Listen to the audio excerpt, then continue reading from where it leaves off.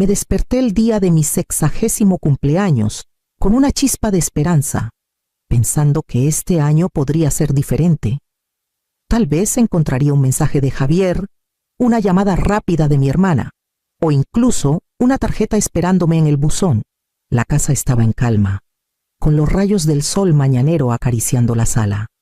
Y por un instante me permití soñar con un pequeño gesto, algo que me recordara que yo importaba. Hojeando mi celular más por costumbre que por expectativa, me detuve en seco. Facebook, decenas de fotos de mi familia riendo, globos flotando, una pancarta colgada sobre la chimenea. Mis ojos captaron las palabras al instante, celebrando a Sofía, nuestra estrella brillante. Mi estómago se hizo un nudo. Anoche habían hecho una fiesta, no para mí, ni siquiera una celebración atrasada, sino para Sofía, mi nuera. Hice clic en las imágenes, reconociendo rostros familiares. Mi madre, radiante, llevando un pastel decorado con los colores favoritos de Sofía. Mi padre, abrazándola mientras ella abría una cajita de joyería. Javier, en un rincón, con una media sonrisa. Luego lo vi su comentario bajo las fotos. Al menos alguien merece ser celebrado. Esas palabras me golpearon más fuerte de lo que esperaba. No era solo la fiesta, era el mensaje que, como un hilo invisible, recorría mi vida, mis esfuerzos, mis sacrificios, mi presencia, todo invisible, todo secundario. Un nudo de dolor y desconcierto se formó en mi pecho. Había pasado décadas cuidando, pagando cuentas, apoyando a la familia en crisis, y aún así, aquí estaba, borrada incluso de un simple reconocimiento de cumpleaños. Me senté al borde de mi cama, mirando el celular, con los dedos suspendidos sobre la pantalla. Una parte de mí quería escribir un comentario, expresar el dolor, exigir reconocimiento, pero otra parte se resistía, sabiendo que cualquier reacción sería ignorada, minimizada o tachada de mezquina. La habitación de pronto se sintió demasiado pequeña, el silencio amplificando años de descuido que me llevaron a este momento. Di la vuelta al celular sobre la cama, presionando las palmas contra mis ojos. 60 años. Y este era el patrón que había aprendido a esperar invisible, ignorada, dada por sentada. Mi pecho se apretó y supe que esta vez no podía dejarlo pasar. No esta vez, mañana, decidí. Sería el primer día en que empezaría a pensar en mí misma. He pasado la mayor parte de mi vida en las sombras, dando sin esperar nada y cargando en silencio con responsabilidades que nadie más parecía dispuesto a asumir. Desde muy joven, fui la responsable. Pagaba cuentas, cocinaba, organizaba citas, mantenía la casa en orden cuando mis padres o Javier estaban demasiado ocupados para notarlo. Celebraba mis logros en secreto, ahorraba para emergencias y me aseguraba de que nadie a mi alrededor pasara necesidades. Sofía, en cambio, parecía deslizarse por la vida sin esfuerzo. Desde que entró en la familia, recibía elogios por los gestos más pequeños, una nota de agradecimiento, una habitación ordenada, una sonrisa de alguna manera. Siempre era nuestra estrella brillante. Mis logros, sin importar cuán grandes, pasaban desapercibidos. Solo se mencionaban cuando convenía. Recuerdo mi primer gran dolor como madre. Navegando la tensión constante entre apoyar a Javier y tolerar el favoritismo tácito que acompañaba a Sofía, aprendí a reír ante cumplidos que no eran míos, a minimizar mis éxitos laborales, a disimular mi frustración cuando mis sacrificios pasaban desapercibidos, incluso de adulta. Planeaba cenas familiares, organizaba festividades y coordinaba celebraciones. Mientras el reflector siempre caía sobre Sofía, a veces la injusticia era sutil. Un comentario fuera de lugar de un pariente, una anécdota donde mi papel se reducía, un regalo de cumpleaños dado con generosidad a Sofía, mientras el mío era olvidado, eran recordatorios constantes de que mi presencia se asumía, pero rara vez se valoraba, y aún así seguía adelante, pensando que la lealtad significaba borrarme a mí misma, Me convencí de que mi valor no dependía del reconocimiento, que el amor era suficiente para justificar mi invisibilidad. Pero al reflexionar, una pregunta resuena cada vez más fuerte. ¿Cuándo deja de ser la lealtad una virtud y se convierte en una jaula que te mantiene invisible? Mañana, sabía, empezaría a explorar qué significaba la libertad. Durante más de 2 años, estuve cubriendo los gastos de Sofía en silencio, asegurándome de que su departamento nunca quedara sin renta y que sus servicios básicos no se cortaran. Cada mes, entraba a mis cuentas, transfería el dinero directamente a su casero y llevaba un registro meticuloso en una hoja de cálculo para emergencias. Seguía fechas de vencimiento, montos y recordatorios de las compañías de servicios, anticipando cualquier problema antes de que llegara a ella. Nada de esto fue pedido. Lo hice porque no soportaba la idea de que la desalojaran o se quedara sin calefacción en pleno invierno. Coordinaba con los caseros por correos cuidadosamente redactados para no revelar mi intervención. Cada vez me recordaba que esto era temporal, una red de seguridad, hasta que ella pudiera valerse por sí misma. No se lo conté a Javier, ni a mis padres, ni a nadie. Mentir por omisión se volvió algo natural, un escudo contra las preguntas que inevitablemente llegarían. Y aún así, la frustración crecía en silencio. Mientras yo cubría sus errores, la familia celebraba sus éxitos con fotos, globos y publicaciones en redes sociales. Pasaba por imágenes de cenas, intercambios de regalos y fiestas, cada una apretando más el nudo en mi pecho. La admiración y los elogios que recibía Sofía se sentían inmerecidos, especialmente sabiendo lo precaria que era su situación en realidad. A veces me preguntaba si alguien vería la verdad. Mis esfuerzos, invisibles para la familia, me hacían irrelevante a sus ojos. Mientras la dependencia de Sofía quedaba oculta tras una fachada cuidadosamente mantenida, empecé a darme cuenta de que mi resistencia, mi paciencia, se habían convertido en una especie de prisión silenciosa. No era exactamente resentimiento, sino una claridad creciente de que, si seguía así, nunca sería reconocida. Nunca sería valorada por mis sacrificios y, lo peor, nunca sería libre. Mañana, decidí, empezaría a considerar qué significaba dar un paso atrás y dejar que las consecuencias llegaran a quien correspondían. Ver las fotos en Facebook fue la chispa que encendió una verdad que había evadido por demasiado tiempo. La fiesta para Sofía, las sonrisas, los globos, los mensajes cuidadosamente redactados, todo gritaba una realidad que ya no podía ignorar. Mis esfuerzos, mis sacrificios, mi apoyo silencioso, no habían logrado ganarme reconocimiento ni respeto. Facilitarle las cosas solo había perpetuado el ciclo. Y el patrón era demasiado familiar, demasiado arraigado para fingir que no me dolía. Recordé cumpleaños pasados, los míos olvidados, reducidos a un mensaje de texto en el mejor de los casos. Mientras los gestos extravagantes se reservaban para Sofía, recordé las festividades donde mi planeación meticulosa pasaba desapercibida, las innumerables veces que había reorganizado horarios, pagado cuentas o prestado dinero, solo para ser invisible a los ojos de la familia. El dolor de todo esto se acumuló durante décadas, cada desaire sumándose a un peso que ya no podía llevar en silencio. La rabia comenzó siendo silenciosa, hirviendo bajo la superficie, pero creció hasta convertirse en una resolución firme. Me di cuenta de que, si seguía absorbiendo su indiferencia, permanecería invisible por el resto de mi vida. No se trataba de castigar o vengarme, sino de autorrespeto, de reclamar los límites que había ignorado por tanto tiempo. Había pasado años asegurando la comodidad de los demás, mientras sacrificaba mi propio reconocimiento, y era hora de ponerle fin. Empecé a planear, con cuidado, pero con decisión, la hoja de cálculo de transferencias, los correos con el casero, las notas sobre los servicios, todo seguiría ahí. Pero el próximo paso sería solo mío. Establecería límites, tomaría control de mis finanzas y dejaría de facilitar comportamientos que minaban mi valor.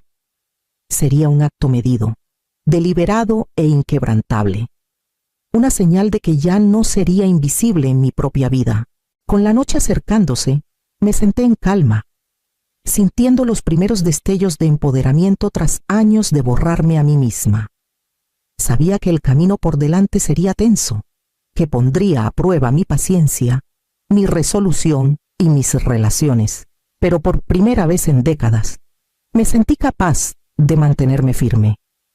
Mañana comenzaría a reunir las pruebas, preparándome para confrontar no solo el comportamiento de Sofía, sino el patrón de indiferencia de la familia.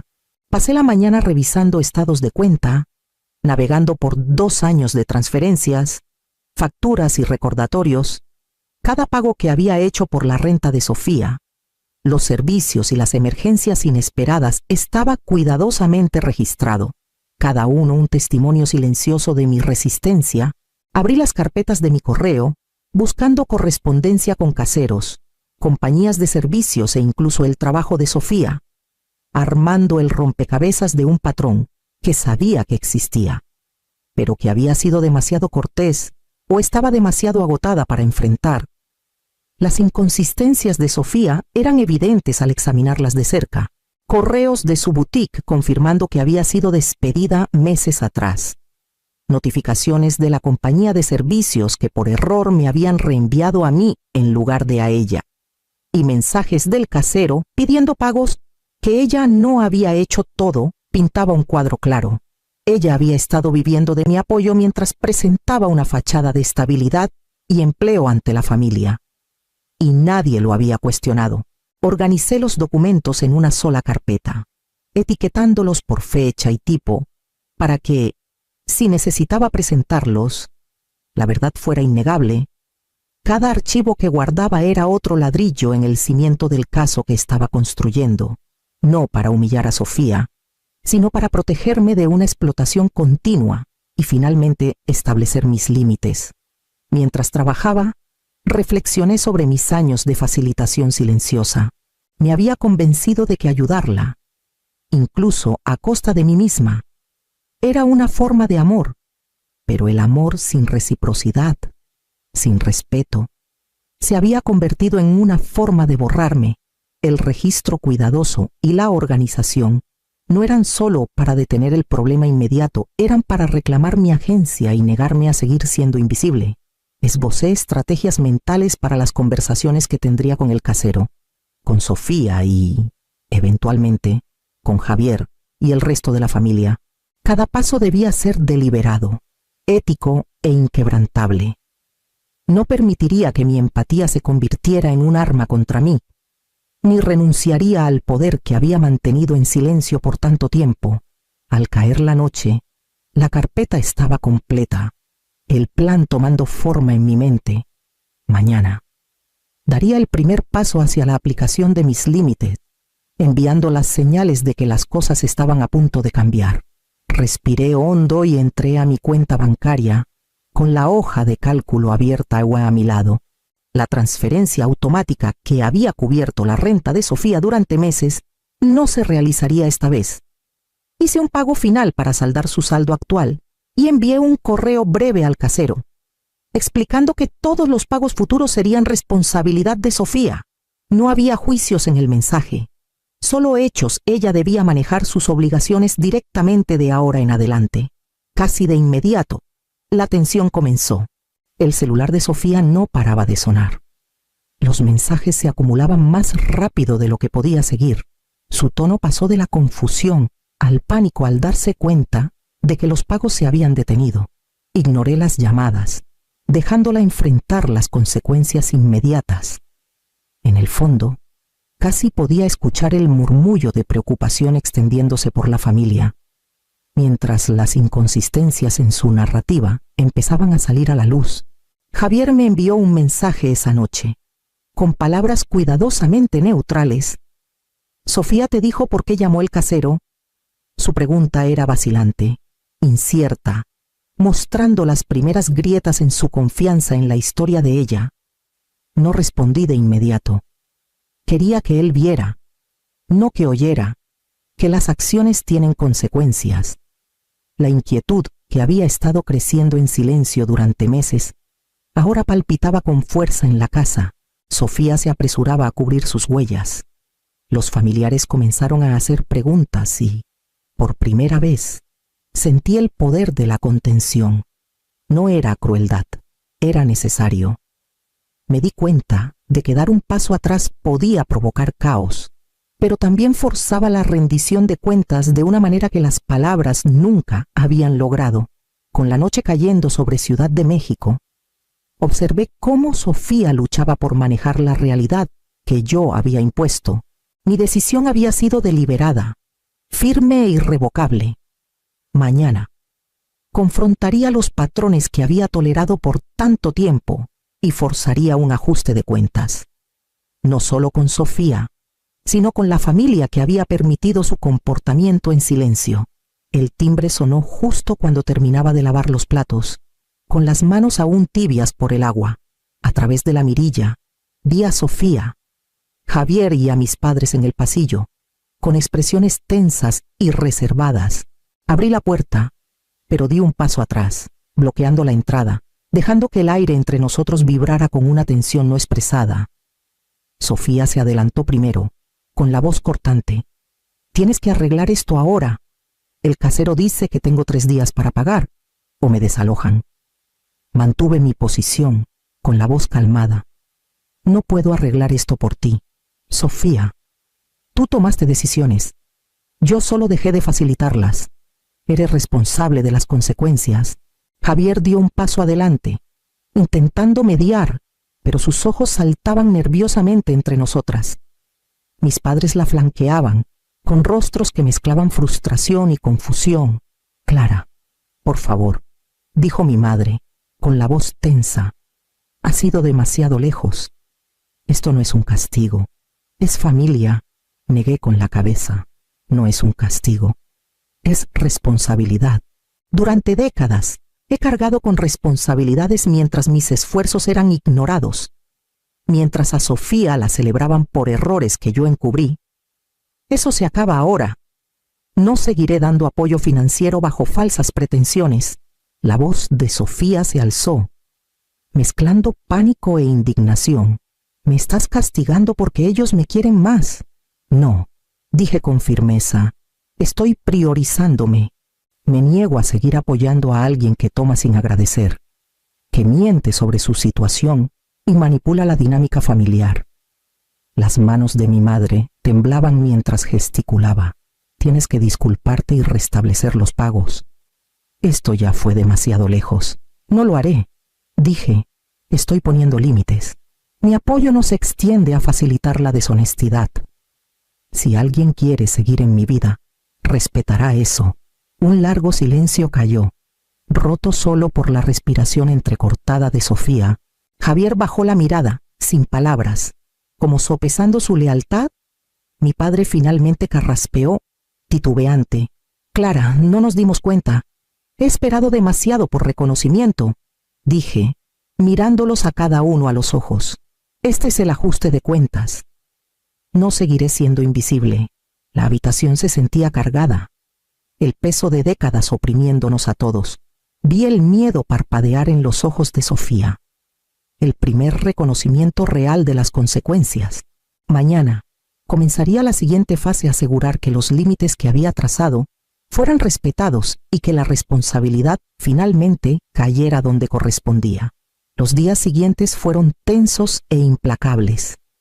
Los mensajes inundaban mi celular. Sofía suplicando, mi madre intentando hacerme sentir culpable, mi padre ofreciendo justificaciones, Javier atrapado en el medio.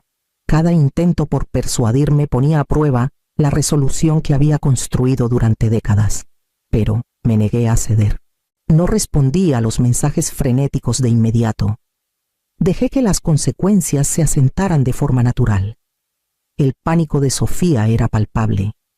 Llamó a sus amigos, buscando desesperadamente un compañero de cuarto para compartir la renta. Solicitó trabajos que había evadido por mucho tiempo, desempolvando currículums y llenando solicitudes con una urgencia que nunca le había visto. Por primera vez, tuvo que enfrentar la realidad de sus elecciones sin mi intervención silenciosa, amortiguando cada paso. Mientras tanto, yo experimentaba algo desconocido, un orgullo silencioso por mis propias decisiones. Durante décadas, mi empatía y paciencia habían sido explotadas, mi presencia dada por sentada. Ahora, mantenerme firme se sentía como un acto de autorrespeto tanto como de responsabilidad. Cada vez que Sofía enfrentaba un obstáculo que antes había evadido, me recordaba que no estaba siendo cruel, estaba exigiendo que la responsabilidad coincidiera con el privilegio, que las consecuencias se alinearan con las acciones. Incluso mi hijo, Javier, parecía cambiar sutilmente. Observando los esfuerzos de Sofía por independizarse, con una nueva conciencia, no intervino en su favor tan rápido, dejándola lidiar con los resultados que había evadido por mucho tiempo. Mis padres, aunque aún frustrados, comenzaron a ver la firmeza en mi postura, reconociendo tal vez, por primera vez, la magnitud de mis contribuciones y el patrón de favoritismo que habían permitido. Pasaba las noches reflexionando sobre el pasado y sobre la vida que casi había rendido a sus expectativas.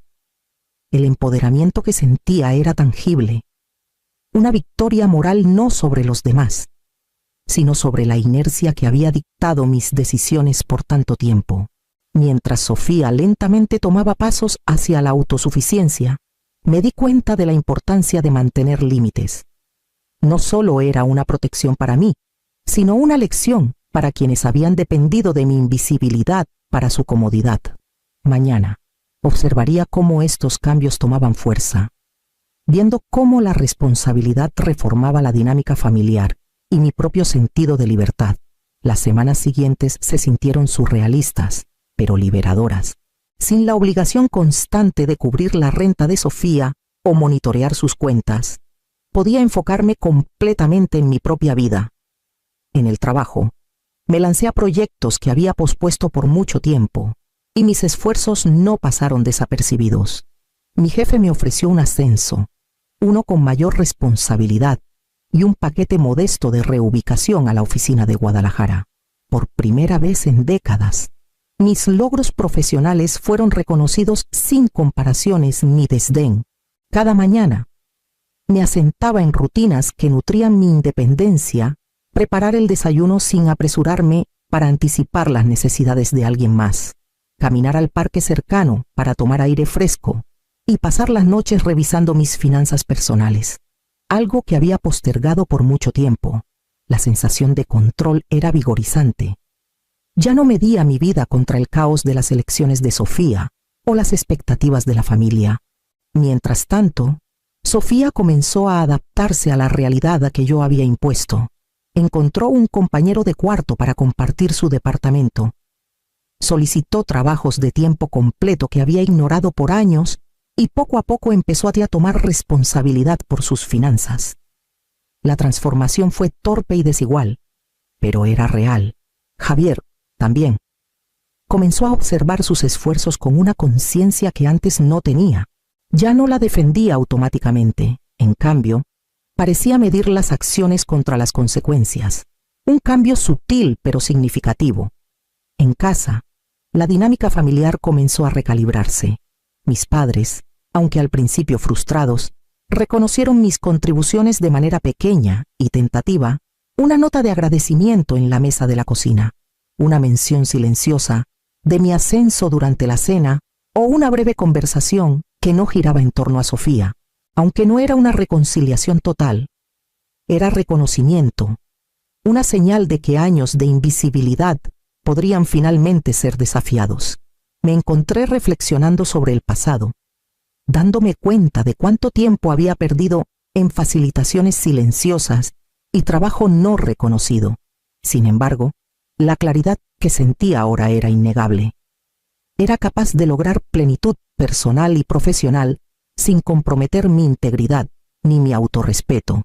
El lento progreso de Sofía, el apoyo cauteloso de Javier y el reconocimiento tentativo de mis padres crearon un espacio donde el crecimiento era posible, no solo para ellos, sino para mí. Me permití sentir la satisfacción silenciosa de mantenerme firme y presenciar las primeras ondas de cambio. Mañana exploraría cómo estos ajustes seguían transformando la dinámica familiar y consolidando los límites que había establecido, asegurándome de que el respeto por mi vida y mis elecciones fuera permanente. Pasé la mañana revisando mi calendario, anotando los logros que había alcanzado silenciosamente a lo largo de los años, proyectos completados, ascensos ganados, hitos alcanzados, ninguno de los cuales había sido celebrado por mi familia, por primera vez en décadas. Me permití reconocerlos plenamente, saboreando el orgullo que había reprimido por tanto tiempo. Me di un pequeño festejo, un brunch tranquilo en mi café favorito, una compra reflexiva que había pospuesto y un paseo por el parque donde podía reflexionar sin interrupciones. Cada paso reforzaba los límites que había establecido, la línea firme que había trazado entre mi generosidad y mi autorrespeto. Las lecciones de los últimos meses se asentaron con claridad. La justicia requiere acción. El reconocimiento comienza con uno mismo y la agencia personal no puede cederse a nadie más. Sin importar cuán cercanos sean, entendí que el amor y la lealtad no exigen invisibilidad, prosperan junto al respeto y la integridad. Con la caída de la tarde, me senté en mi departamento, sintiendo cómo el peso de décadas se desvanecía. La independencia ya no era abstracta, era tangible, vivida y empoderadora. La paz no era una promesa lejana. Era el espacio que había creado para mí misma, libre de la manipulación y el favoritismo que habían dictado mi vida por tanto tiempo. Mañana seguiría avanzando, guiada por la claridad y la fuerza que finalmente había abrazado, sabiendo que mi vida ahora era verdaderamente mía,